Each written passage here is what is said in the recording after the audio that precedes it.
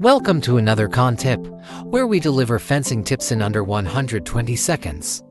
Today, we're diving into a crucial topic: understanding property lines. Knowing your property boundaries is essential for homeowners, especially when it comes to fencing, landscaping, and disputes. Let's get started. First, what exactly are property lines? Property lines define the boundaries of your land. They are established by legal documents and are important for determining ownership and rights to use the land. Next, how can you find your property lines? One of the best ways is to refer to your property survey. This document shows the exact boundaries and any easements. If you don't have one, you can often request it from your local government. Understanding property lines is especially important when installing a fence. Make sure your fence is within your boundaries to avoid disputes with neighbors.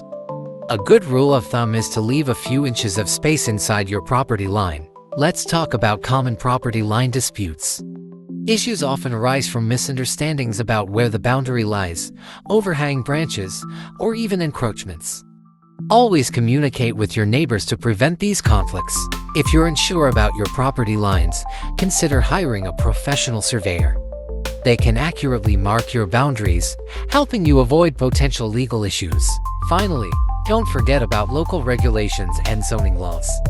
These can affect how close you can build to your property line, so always check with your local zoning office before making any changes. Understanding your property lines is vital for maintaining good relationships with neighbors and ensuring your projects go smoothly. Make sure to like and subscribe for more CAAN tips. Check out our playlist for more. Should you require professional help, you can contact us on this number or on our website. See you next time.